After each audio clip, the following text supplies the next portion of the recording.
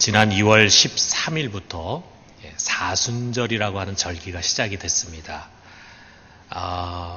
부활절에서부터 약 46일 전으로 거슬러 올라가면은 수요일이 되는데, 그날을 우리가 제수요일이다 이렇게 말합니다. 그 수요일로부터 사순절이 시작이 되는데, 중간에 6번의 주일이 있습니다. 그 주일을 빼고 나면은 40일이 됩니다. 그래서 우리가 사순절이다 이렇게 부릅니다. 이 사순절은 사실 우리 중세나 근대 교회까지도 굉장히 교회에서는 중요한 절기였습니다. 이 사순절 기간 동안 매일 모여서 예배를 드리고, 그리고 금식을 하기도 하고, 또 금식하지 않는 경우에도 고기라든지 생선이라든지 달걀이라든지 이런 육류를 금하면서 절식을 하는 그러한 기간으로 지켰습니다. 이 기간 동안에는 모든 것이 다 우리 주 예수 그리스도의 십자가에 집중이 됐어요. 그분이 당하신 고난의 표가 아닙니까? 그래서 그 십자가를 묵상하고 십자가를 기리고, 또 십자가 관련된 행사도 하고, 또 그 십자가를 퍼포먼스로 해가지고 말씀을 묵상하기도 하고, 또 그 십자가를 생각하면서 자기를 좀 쳐서 복종하고 절제하고 이렇게 하면서 고난에 동참하는 것입니다. 여러분, 그 십자가가 무엇입니까? 그 십자가는 여러분과 나의, 우리 그리스도인들의 삶의 시작이고 근거입니다. 동시에 그 십자가는 우리에게 주어진 하나님 안에서의 새로운 삶의 지표입니다. 우리가 어떻게 살아야 되는가라고 하는 것이 그 십자가 속에 담겨져 있어요.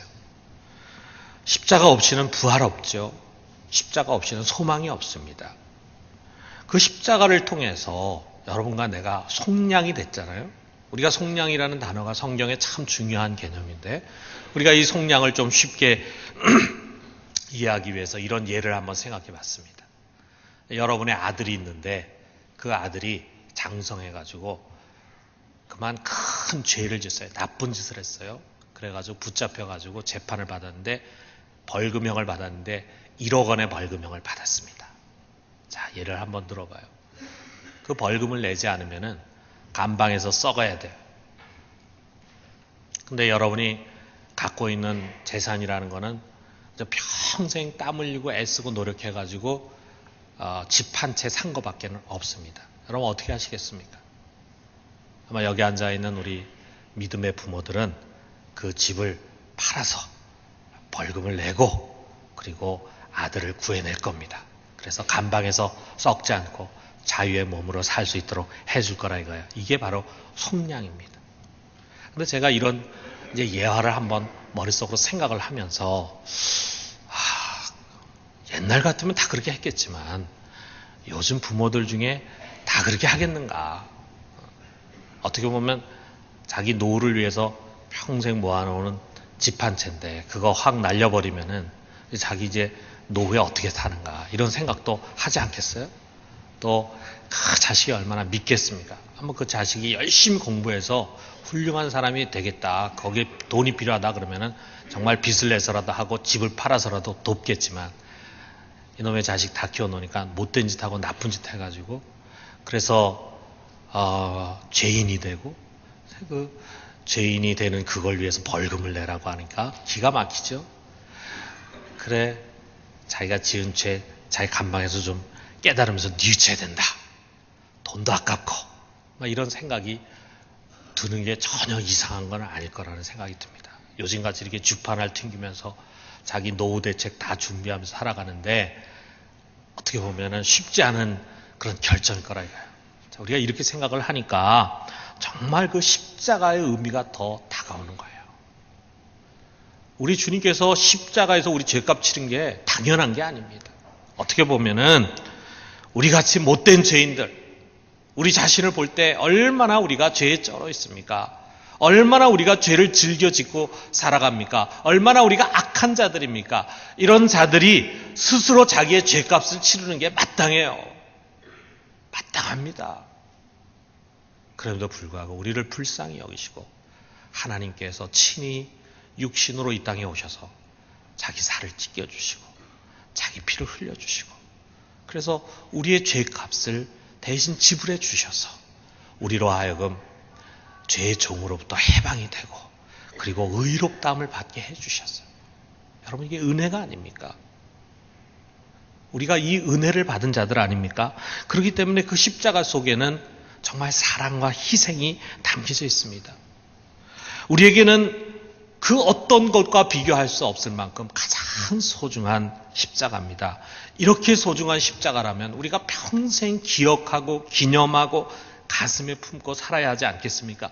더구나 주님께서 우리를 향해서 너도 너의 십자가를 지고 나를 쫓으라 라고 말씀하신다면 기꺼이 우리가 그 십자가를 지고 주님의 뒤, 주님이 가신 그 십자가의 길을 함께 걸어가야 되지 않겠습니까? 그럼에도 불구하고 이 시대에 많은 이들에게 이 십자가는 그저 삶의 변두리에 놓여져 있습니다. 내 삶을 움직여가는 그 중심에는 여전히 다른 것들이 가득 차 있고 십자가는 그저 액세서리에 불과해. 더 나아가서 많은 사람들이 십자가의 원수로 살아가기도 합니다. 여기 18절에 바울이 이런 말 하잖아요. 내가 여러 번 너희에게 말하였거니와 이제도 눈물을 흘리며 말하노니 여러 사람들이 그리스도의 십자가의 원수로 행하느니라 그랬습니다. 여기 바울의 이 표현을 보세요. 내가 여러 번 거듭해서 너에게 얘기했다. 내가 지금도 눈물을 흘리면서 말한다. 이러한 표현 속에 우린 바울의 비통함이 느껴집니다. 통분이 느껴져요. 정말 이럴 수 있는가? 우리를 위해서 이렇게 희생하신 십자가인데 인류를 구원하기 위해서 주님께서 진 십자가인데 그 십자가의 원수, 십자가의 대적자로 서다니 이럴 수 있는가? 이들이 도대체 누굽니까? 정말 십자가를 발로 밟고 치욕스럽게 만드는 안티 기독교 세력이나 또는 사탄교도가 아닙니다. 불신자들이 아닙니다. 그렇다면 누구냐? 여기 이 부분에 대해서 크게 두 가지 해석이 있어요. 그 하나는 율법주의자들입니다. 여러분 우리가 잘 아는 것처럼 바울 시대에 바울을 괴롭히고 바울을 대적한 율법주의자들이 교회 안에 있었어요. 이들은 오직 믿음으로 구원받는 것이 아니라 그 믿음 플러스 율법의 의, 율법을 잘 지키고 할례 받는 것이 꼭 필요하다. 이렇게 율법의 의를 강조했어요. 이것은 십자가의 도를 퇴색시키는 십자가의 원수입니다. 잘못된 가르침입니다. 그래서 이것을 율법주의자다 이렇게 해석을 합니다. 그런데 우리가 이처럼 율법주의자로 보면은 그 다음 19절을 해석하는데 무리가 따릅니다. 그 두 번째 또 다른 해석인데 그것은 뭐냐? 여기에 나오는 이 십자가의 원수라고 하는 것은 다른 누가 아니라 교회 안에 있는 교인이긴 한데 육적인 교인, 세속에 물든 그리스도인 이런 사람들을 가리키는 것이다. 지금 바울이 그런 사람들을 바라보면서 교회 안에 있는 그런 사람들을 바라보면서 지금 가슴을 치면서 통분해하는 것이다 라고 하는 해석인데 이것이 훨씬 자연스럽습니다. 그렇다면은 우리가 이렇게 해석한다면 우리가 멀리 동떨어진 이야기가 아니에요. 아니 어떻게 보면 우리 이야기일 수 있습니다. 입술로는 십자가를 외치고 십자가를 찬양하지만 우리의 삶에 있어서는 십자가가 거꾸로 살아가는 우리들이 바로 그 십자가의 원수일 수 있어요. 여러분 우리가 십자가를 사랑한다고 하면서도 십자가의 원수가 된다면 그것은 모순 아닙니까? 그러므로 이 시간에 우리가 한번 우리의 신앙을 좀 정직하게 돌아볼 필요가 있습니다. 자, 어떻게 사는 것이 십자가의 원수로 사는 것이냐? 바울은 19절에서 세 가지를 열거하고 있어요. 여기 19절에 있는 말씀을 우리 같이 한번 읽어봅시다. 그들의 마침은 멸망이요 그들의 신은 배요 그 영광은 그들의 부끄러움에 있고 땅의 일을 생각하는 자라 그랬어요. 자, 우리가 이거를 좀 더 쉬운 현대인의 성경을 가지고 보면은 이렇게 되어 있습니다. 그들의 마지막은 멸망입니다. 그들은 육체의 욕망을 자기의 신으로 삼고 수치를 영광으로 알며 세상적인 일만 생각합니다. 그랬어요. 자, 여기에 나와 있는 이 세 가지를 우리가 한번 하나하나씩 열거하면서 생각해 봐요. 첫째로는 배를 신으로 삼고 있다 라고 하는 것입니다. 이 몸의 배, 이 배라는 게 타는 배가 아니라 몸에 있는 배인데 이 배를 신으로 삼는다, 하나님으로 떠받든다. 좀 우스운 표현이죠. 여기 나오는 이 배는 이 뿔룩 나온 배를 가리킵니다. 그래서 배가 많이 나온 사람들은 좀 뜨끔할 것입니다. 그런데 여러분, 우리가 지금 살고 있는 이 시대는 먹을 게 넘쳐나다 보니까, 먹을 일들이 많다 보니까 배 나온 사람들이 많죠. 그래서 이 배 때문에 항상 고민하죠. 저도 그런 사람 중에 하나지만 어떻게든지 이 배를 좀 줄여보려고 하는데 참 힘들죠. 그게 한두 사람의 이야기가 아니라 많은, 어떻게 보면 또 다수가 그 문제에 걸려 있을 수 있어요. 옛날하고는 좀 다르죠. 이 성경이 쓰여질 이 당시에는 그야말로 하루에 3끼 먹기 어려웠어요. 어떻게 보면 2끼 식사를 했다 그래요. 그런데 그 2끼 끼니 채우는 것도 힘들었습니다. 그렇기 때문에 그 당시 사람들 다 이렇게 허약했죠. 그 당시에 이렇게 뿔룩 나온 배를 가진 사람은 뭐냐? 이거는 탐욕의 상징이었습니다. 뿔룩 나온 배가 탐욕의 상징이었다 이거예요. 우리말에도 재배 채우기에 급급하다라고 하는 말이 먹을 걸 많이 집어넣는다 그런 뜻보다도 자기 욕심을 채우는 사람을 가르치지 않습니까? 그렇기 때문에 여기서 배를 신으로 떠받든다. 그의 신은 배요라고 하는 그 말은 육체 욕망과 탐욕을 쫓는 사람을 가리키는 것입니다. 그 당시에 교회에서 예수님 믿고 하나님 믿고 십자가를 말하면서도 육체의 욕망과 탐욕을 쫓는 사람들이 있었다 이거예요. 지금은 안 그렇습니까? 지금도 마찬가지입니다. 어떻게 보면 오늘날 21세기에 세상의 강렬한 유혹 앞에서 많은 그리스도인들이 무기력한 모습으로 전락하고 있습니다. 유혹이라는 것이 얼마나 지능화되어 있는지 몰라요. 얼마나 간교한지 몰라요. 얼마나 우리 사람 속을 아주 교묘하게 파고드는지 모릅니다.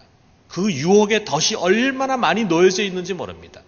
고대 사회는 상상할 수 없는 그런 것들이 우리 안방까지 치고 들어오고 있어요.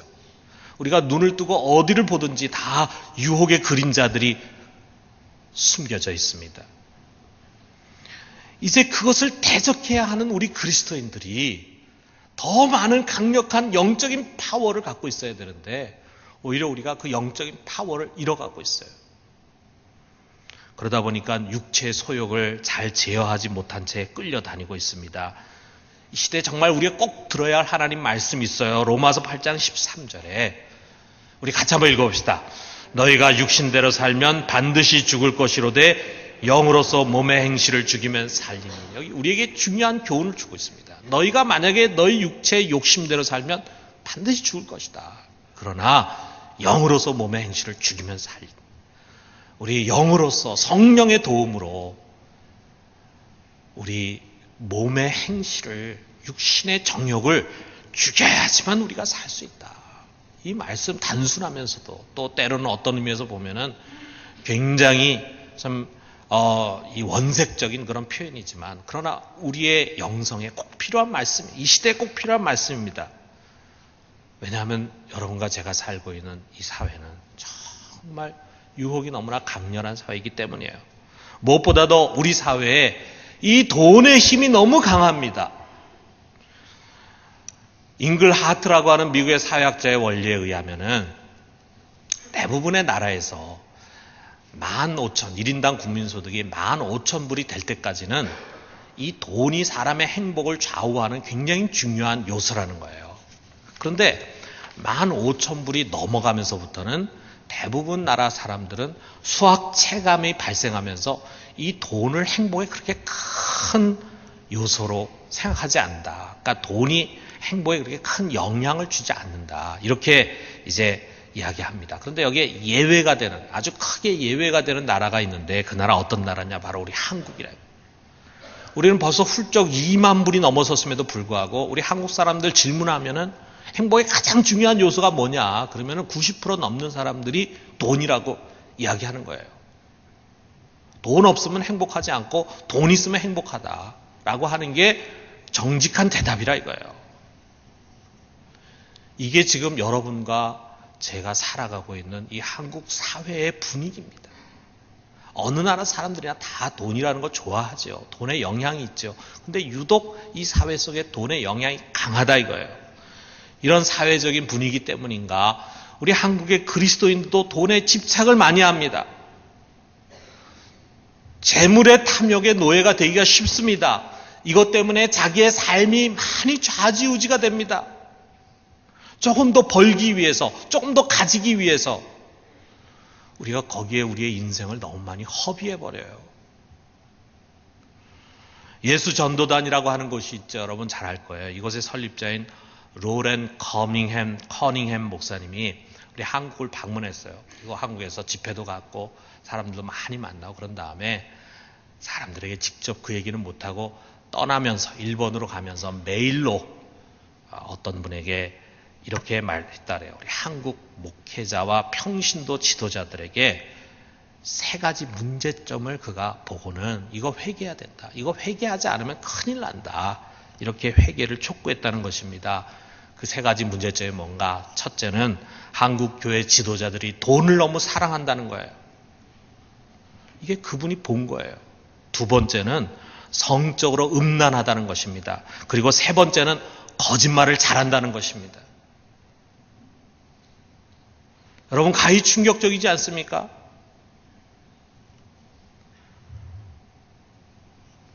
누구보다도 십자가를 강조하고 누구보다도 십자가를 잘 설교하는 한국 교회가 어떻게 이런 평가를 받을 수 있느냐 이거예요.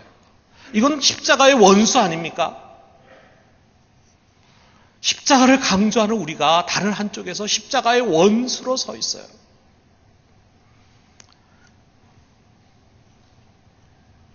뭐 하찮은 분이 그냥 와가지고 떠벌리고 간 것이 아니라 그래도 참 영성이 살아있고 뭔가 세상을 날카롭게 볼 수 있는 그런 영적인 지도자가 이와 같은 말을 했다고 할 때 우리는 좀 더 우리를 겸허하게 돌아볼 필요가 있습니다. 우리는 이 말씀을 다시 좀 마음에 새길 필요가 있어요. 갈라디아서 5장 24절에 있는 말씀입니다. 우리 같이 한번 읽어봅시다.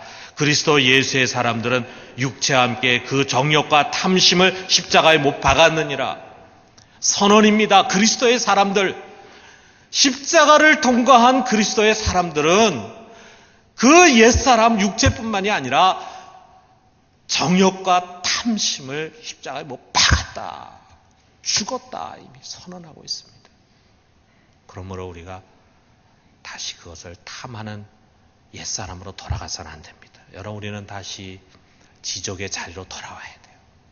여러분 우리가 탐심을 가져서는 안 된다라고 해서 세상에서 물질 없이 살 수는 없잖아요. 그리고 돈을 갖고 있는 사람 그거 다 교회에 기부하고 어려운 이웃에 다 기부해라. 빈털털이다. 그렇게 말하는 거 아닙니다. 어떻게 보면 자기가 누릴 수 있는 것보다 조금 더 적게 누릴 수 있는 거. 그러면은 세상이 우리에게 박수를 쳐줄 거예요. 우리가 가질 수 있는 권리보다도 우리가 가질 수 있는 것보다 더 적게 누리고 조금이라도 더 적게 쓰려고 하고 그러한 마음가짐을 갖는 그것이 십자가의 길입니다. 어려운 거 아닙니다. 우리 모두가 다시 지족의 자리로 영으로서 몸의 행실을 죽이는 자리로 돌아갈 수 있기를 주님의 이름으로 축원합니다. 두 번째는 부끄러운 것들을 쫓고 있다. 여기 바울은 이들의 영광은 부끄러움에 있다고 했습니다. 이들이 자랑스럽게 여기고 그리고 올라가려고 하는 그 자리건 뭔가 세상의 눈으로 보면 그것은 영광의 자리예요. 부러운 자리예요. 그러나 십자가의 눈으로 보면 그거는 부끄러운 것이고 수치스러운 것이다라는 것입니다. 여러분 사람들에게는 누구나 다 명예와 권력에 대한 욕구가 있습니다. 이건 태어나면서부터 우리가 갖는 본능이에요. 한 번밖에 없는 세상, 한 번밖에 없는 인생, 내 이름 좀 나면서 살고 싶다. 사람들에게 좀 추앙과 존경을 받으면서 살고 싶다. 이런 생각을 누구나 갖습니다. 그래서 학위도 걸치고 무슨 장이나 대표의 자리에 앉으려고 하는 거예요. 권력이 주어지는 자리라면은 더욱더 그럴 것입니다. 때로는 이것을 얻기 위해서 반칙도 또 술수도 서슴지 않고 행하기도 합니다. 세상이 그럴진데 우리 교회는 어떠한가? 여러분 우리 그리스도인은 예외입니까? 교회 안에서는 그런 일이 없습니까? 우리는 신앙인이기 때문에 훗날 우리 하나님께서 우리에게 줄 하늘의 영광을 믿음으로 바라보면서 이 세상에 그와 같은 명예와 권력에 대해서는 그야말로 초연해 있습니까? 여러분 우리가 그렇게 자신 있게 말할 수 있습니까? 아닙니다. 정말 아닙니다. 우리 자신을 정직하게 보면은 세상 사람과 크게 다를 바 없어요.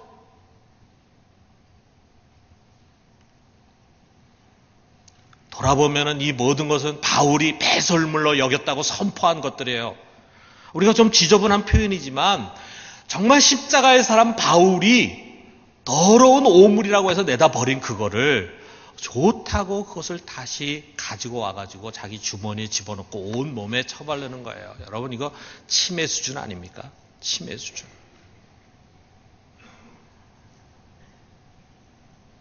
어떤 의미에서 보면 우리가 가히 치매 수준에 와 있습니다.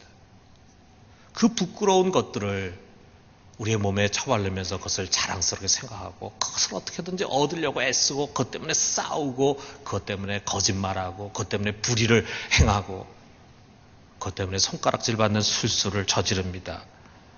여러분, 십자가는 무엇입니까? 우리 예수님께서 하늘의 영광을 버리셨어요. 그리고 자기를 비우고 자기를 낮춰서 그 십자가에 매달렸습니다. 우리를 섬기기 위해서입니다. 그러므로 십자가는 자기를 낮추고 비우는 길이고 섬기는 길입니다. 주님께서 몸소 그 길을 먼저 우리에게 보여주셨습니다. 그러므로 사랑하는 성도 여러분, 우리가 다시 그 십자가로 그 섬기는 자리로 돌아갈 수 있기를 주님의 이름으로 축원합니다. 마지막 세 번째로는 땅의 일을 생각하는 자라고 했습니다. 이게 가장 헷갈리는 대목이죠. 여러분, 우리가 땅에 살지 않습니까? 우리는 하늘에 살거나 공중에 떠 살지 않아요. 이 땅을 딛고 살아갑니다. 그렇기 때문에 우리가 마땅히 땅의 일을 생각해야지요. 여기서 예외되는 사람이 누가 있겠습니까? 우리가 마땅히 매일매일 살면서 필요한 것들이 있죠. 먹고 마시는 거, 시집가고 장가가는 거, 자녀 양육하고 직장일, 장사하고 사업하는 거 어느 하나 소홀히 할 수 없죠. 다 중요한 것들입니다. 중요하면서 동시에 또 죄도 아니에요. 우리가 어떻게 보면 세상에서도 나름대로 착하게 살려고 하고 고상하게 살려고 하는 사람들은 탐심과 탐욕을 싫어합니다. 정죄합니다. 또 때로 명예를 얻으려고 하고 권력욕에 사로잡혀 있는 것도 지적합니다. 그러나 그러한 사람도 여기 땅의 일, 이거는 마땅히 우리가 가져야 할 덕목으로 생각을 합니다. 여러분, 우리 그리스도인들에게 있어도 마찬가지예요. 우리가 탐심을 갖고 탐욕을 갖고 그리고 권력을 얻으려고 수단 방법 가리지 않고 하는 것은 죄라고 정죄하지만 여기에 이러한 땅의 일을 생각하는 것을 죄라고 생각하지 않습니다. 또 죄도 아닙니다. 그렇기 때문에 우리가 이런 일에 몰두하기가 쉽습니다. 깊이 빠지는 것을 스스로 합리화할 수 있습니다. 너무 현실적인 사람, 너무 땅에 충실한 사람이 되어서 우리가 자칫 하나님을 잊어버리는 거예요. 그 일이 더 이상 하나님이 아니라 세상 일이 되고 마는 것입니다. 전에 본 미국의 드라마 초원의 집이라는 드라마 여러분 기억하시는지 모르겠는데 거기에 한 장면이 늘 생각이 나요. 가난한 집이죠. 자기들이 열심히 일하지 않으면 먹고 사는 게 힘든 집이죠. 그런데 주일날 아내가 애들을 데리고 예배당에 가려고 하는데 보니까 남편이 밭에서 땅을 갈고 있어요. 아내가 남편에게 말합니다. 여보, 오늘은 주일이에요. 교회 예배를 드려 가야죠. 그래 남편이 대답합니다. 여보, 예배 드리면 누가 먹을 거 준답니까? 일을 해야지, 일을. 자식들 먹여 살려면 일을 해야지, 일을. 어떻게 보면 참 성실한 남편이죠. 책임 있는 가장이죠. 그렇지만 그는 먼저 세상 나라와 세상의 의를 구하고 있습니다. 그것은 십자가의 원수로 서 있는 것입니다. 참 이게 어렵죠. 세상의 탐욕을 쫓아가고 권력욕을 가지고 명예욕을 갖는 사람들은 다 누구나 속물이라고 생각하기 쉬워요. 그러나 열심히 일하고 성실하게 일하는 사람을 십자가의 원수라 그런다는 것은 이해하기 어렵고 용납하기 어려울지 모릅니다. 그러나 여기서 여러분 조심해야 합니다. 십자가의 사람은 하늘에 속해 있기 때문에 먼저 그의 나라와 그의 의를 구해야 합니다.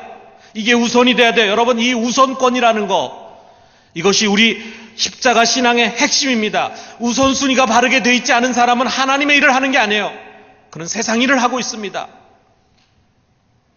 하나님에게 우선을 두지 않으면서 자기가 하고 있는 이 일이, 가정 일이나 직장 일이 하나님의 일이라고 말하는 것은 자기 기만입니다. 하나님을 속이는 것입니다. 하나님이 우선이 되어 있어야 돼요.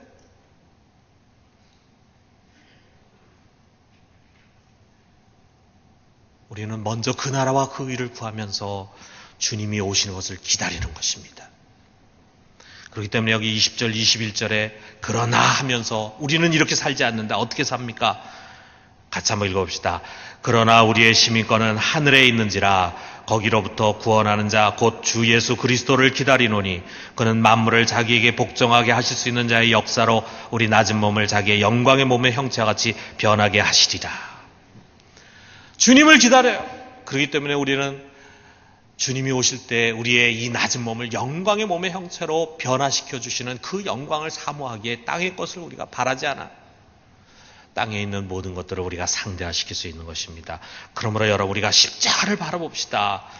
거기에 우리 주님의 희생이 있습니다. 그것은 나를 위한 희생입니다. 거기서 주님은 어떻게 살아야 하는가를 보여주셨습니다. 내가 가야 할 길입니다. 사랑하는 성도 여러분, 주님이 오실 날이 가까웠어요. 깨어서 정신을 차려야 합니다. 밤이 점점 더 깊어져 갑니다. 그러다 보니까 사람들이 다 잠에 골아떨어졌습니다. 우리의 눈꺼풀도 풀리고 있습니다. 무겁게 내리누르고 있습니다. 우리 모두가 다 나도 무조건 한잠 잤으면 좋겠다라는 생각에 사로잡히기가 쉽습니다. 이것이 우리가 살아가고 있는 시대입니다. 십자가는 멀어지고 탐욕과 명예, 세상 근심과 염려가 우리를 사로잡기 쉽습니다. 우리가 깨어 있어야 합니다. 깨어 있어서 다시 십자가를 붙들고 십자가의 길을 가는 우리 모두가 되기를 주님의 이름으로 축원합니다. 우리 같이 기도합시다.